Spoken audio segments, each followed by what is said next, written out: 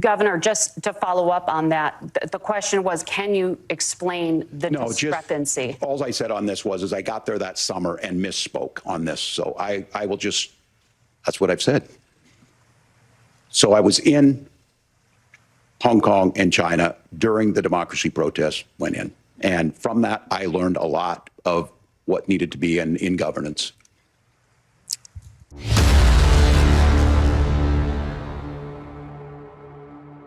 Governor Tim Walz is getting destroyed from the entire corporate media. Yes, this includes MSDNC. So you will get to see in this video how painful it was for them to admit that Tim Walz lost this debate flat out. And we will also answer the biggest question coming out of this debate from both campaigns, which is, where do we go from here? Now, where we're going to start is the most embarrassing moment during that debate for Tim Walz that has gotten the biggest criticism. Governor Walz, you said you were in Hong Kong during the deadly Tiananmen Square protests in the spring of 1989. But Minnesota Public Radio and other media outlets are reporting that you actually didn't travel to Asia until August of that year. Can you explain that discrepancy? Yeah, well, and to the folks out there who didn't get at the top of this, look, I grew up in small rural Nebraska, town of 400, town that you rode your bike with your buddies till the streetlights come on, and I'm proud of that service. I joined the National Guard at 17, worked on family farms, and then I used the GI Bill to become a teacher, passionate about it, a young teacher. My first year out, I got the opportunity in the summer of '89 to travel to China. 35 years ago, be able to do that. I came back home and then started a program to take young people there. We would take basketball teams, we would take baseball teams, we would take dancers, and we would go back and forth to China. The issue for that was to try and learn. Now look, my community knows who I am. They saw where I was at. Look, I will be the first to tell you, I have poured my heart into my community. I've tried to do the best I can, but I've not been perfect. And I'm a knucklehead at times, but it's always been about that. Those same people elected me to Congress for 12 years. And in Congress, I was one of the most bipartisan people, working on things like farm bills that we got done, working on veterans benefits. And then the people of Minnesota were able to elect me to governor twice. So look, my commitment has been from the beginning to make sure that I'm there for the people, to make sure that I get this right. I will say more than anything, many times I will talk a lot, I will get caught up in the rhetoric, but being there, the impact it made, the difference it made in my life, I learned a lot about China. I hear the critiques of this. I would make the case that Donald Trump should have come on one of those trips with us. I guarantee you he wouldn't be praising Xi Jinping about COVID, and I guarantee you he wouldn't start a trade war that he ends up losing. So this is about trying to understand the world. It's about trying to do the best you can for your community, and then it's putting yourself out there and letting your folks understand what it is. My commitment, whether it be through teaching, which I was good at, or whether it was being a good soldier or was being a good member of Congress, those are the things that I think are the values that people care about. Governor, just to follow up on that, the question was, can you explain the discrepancy? All I said on this is I got there that summer and misspoke on this. So I will just, that's what I've said. So I was in Hong Kong and China during the democracy protests went in. And from that, I learned a lot of what needed to be in governance. Damn. I mean, you have to, I guess, at some level feel bad for him because the campaign has not prepared him, or did not prepare him rather, for that moment at all. He had no way of knowing how to answer that question. It's as if he didn't even know they were going to ask him that question. I assume he knows, but I don't believe whether they did give him the advice. I don't believe he obviously listened to them, or they didn't give him any advice and they set him up for failure. Regardless, the outcome is negative. And so this clip has drawn the biggest criticism from that debate on the side of Tim Walz and Kamala Harris. So let's get into what the corporate media painfully had to admit about this performance. And where we're going to start first is with CNN. I think we shouldn't lose track, I think even in the civility of the fact that J.D. Vance came to this debate to land a bunch of punches, and he did. He landed a lot of punches in between all the niceties and all of that. And the thing that really stood out to me was that Tim Walz did not seem prepared for it. He didn't respond to a lot of the criticisms and attacks that Vance put on the table.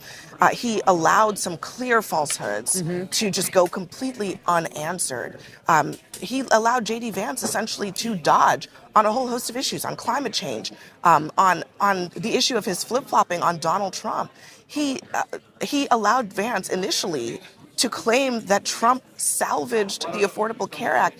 It took him several sentences to get to the part of his answer, Walz's answer, Abby, listen, where he actually responded to that. I mean, I think there was a clear lack of preparation and execution here on Walz's part. I think actually it's the opposite. I think he had too much preparation. Maybe, yeah. He had so many lines that he was clearly trying to say that he didn't listen and said when J.D. Vance said one of the many things he really hit Kamala Harris on, not Tim Walz, but Kamala Harris, he didn't respond because he clearly had things in his mind. I think the lack of interviews that he has done with national media, with local media, it showed. He needed more reps. Yeah, no, I agree. I mean, J.D. Vance is much more experienced at this, at public speaking, at defending himself, at pivoting. Now, I want you guys to pay attention to something, because we know no matter what is said in this video, it does not change the overall way that the corporate media feels about Donald Trump, right? They still believe he's a threat to democracy and he's evil and he tried to overturn the election, et cetera, et cetera. However, what you do see is that it takes a catastrophic performance from someone on the left for the media to finally acknowledge the truth, right? It shouldn't take something like that to be so embarrassing for them to finally say, oh yeah, Tim Walz clearly was not prepared. I mean, this is an obvious point. And if I was the media, CNN or any of these other corporate medias, they're playing a dangerous game by allowing Kamala Harris and Tim Walz to get away with not doing interviews. Because what's going to happen is if Kamala Harris ends up winning, okay, and we hope that she doesn't, but if she ends up winning, she will prove without a doubt that the corporate media does not need to be respected in regard to journalism in order to get elected, right? So this is a dangerous game that the corporate media is playing. They're taking a risk. They're willing to tolerate truly the disrespect from her campaign if it means that she will win the election, right? So they're sacrificing journalism to make sure that Trump doesn't get back to the White House. That's the bottom line here. But when they do that, we have the reactions like this, and we have the disastrous performance from Tim Walz last night. Now let's move to Chuck Todd from NBC. And I'd also bring up one other issue. I think you can tell the difference. Which candidate does plenty of TV interviews, even with tough interviewers like Kristen Welker, and which candidate does not do tough interviews with people like Kristen Welker? It's Tim Walz, right? And Walz totally face planted on that question about his fish story about Tiananmen Square. And I think had he done a few interviews that with the mainstream media, with not just with people that want him to succeed, he'd have gotten better at these answers. I think Vance's performance was better because he faced challenging interviews. And, there's no better debate prep for these presidential and vice presidential candidates than a good, tough accountability interview. And I think the Harris-Walz campaign is playing a prevent defense that is, I think there's a reason why Kamala Harris wants another debate. She needs another format. And if they're going to sit here and be afraid of doing media interviews, they need something. All right. So the main point that Chuck Todd brought up that I totally agree with, and I've been sounding the horn on this for a long time because I'm looking at this from the standpoint of sports, right? And he said that they're playing a prevent defense. Now, what that means is usually when you're winning by 3 points, let's say NFL football, or maybe a touchdown, and your opponent has the ball and maybe there's a minute left, and they do have a chance to score. What do? Well, you back everybody up in case they try to throw a Hail Mary or they try to throw the ball at least 20, 30 yards down the field. You don't want that to happen. So instead of trying to blitz the quarterback, you step back. You prevent the long ball from happening, so to speak. And what they're doing is the Harris campaign is they're trying to prevent this knockout blow from the Trump campaign or the corporate media, that is, because they're not taking any risk, right? They don't want to risk anything. And this brings me to the point that is a risk. The risk is in not risking anything. And so they're playing not to lose instead of playing to win. And I'm still of the belief today, based on the numbers, that is not going to end well for that campaign. Now, that's what I think. But let's hear what our favorite news channel has to say, MSDNC. He's been absent. I think that's a huge mistake to hold him back and not put him out there. Meaning he hasn't been on the media. He hasn't been out in the media for a while. He's been absent. I do think that's a missed opportunity.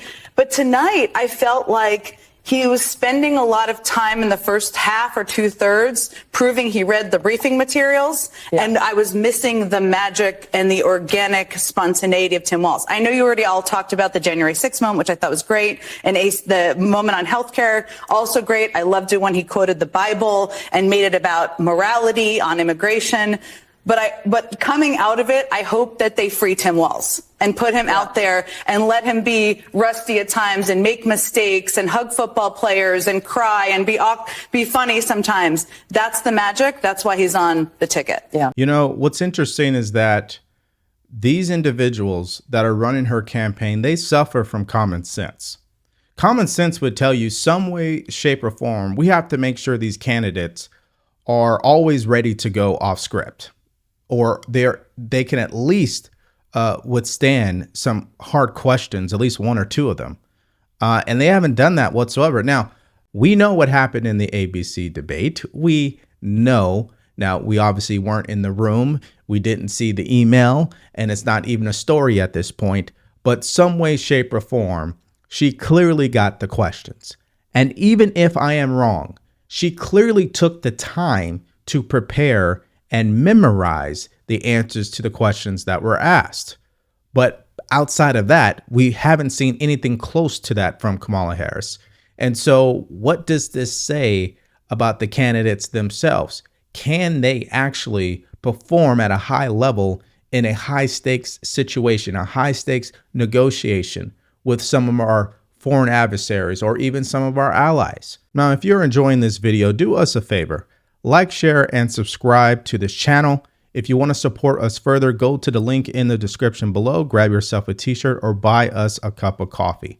Now, we've saved the most egregious people for last. And the reason why I say that is because the last people who moderated the debate between Trump and Harris, they are the worst. So we've saved them for last. Let's listen to what ABC had to say. First, David, I got to say, I think that Walz did seem unsteady. And frankly, what I saw in Walz is somebody who has not faced questions on a national stage since he became the Democratic nominee. He was simply out of practice. I mean, I don't know why they've done it, but they've kept him out of the limelight. They've kept him away from reporters. They haven't had him do any interviews. And he was clearly unsteady through much of that debate. And in contrast, J.D. Vance was very smooth. He took the arguments not to Walz. He was very respectful of Walz, took it to Kamala Harris. I told you guys, it takes a catastrophic event for them to finally share some type of truth in their messaging as journalists. Now, this brings us to the big question in this entire situation at this point. Where should both of these campaigns go from here? Let's first answer the question for Trump. Donald Trump doesn't need another debate. J.D. Vance doesn't need another debate. I think the best thing that they could do is let J.D. Vance continue to talk. I mean, how many more rallies does Trump really need? I don't think he needs any more rallies. I think he's done everything we can ask someone who's 78 years old, who's survived 2 assassination attempts, who's been dragged through the legal system with 4 stupid indictments, who's been impeached twice, and has had the corporate media gunning him and his family every step of the way since 2015. So having said that, in that type of context, I don't need anything else from Trump. And I don't think you do either. What we need is to take the attention away from him and this campaign and put the full attention on Kamala Harris.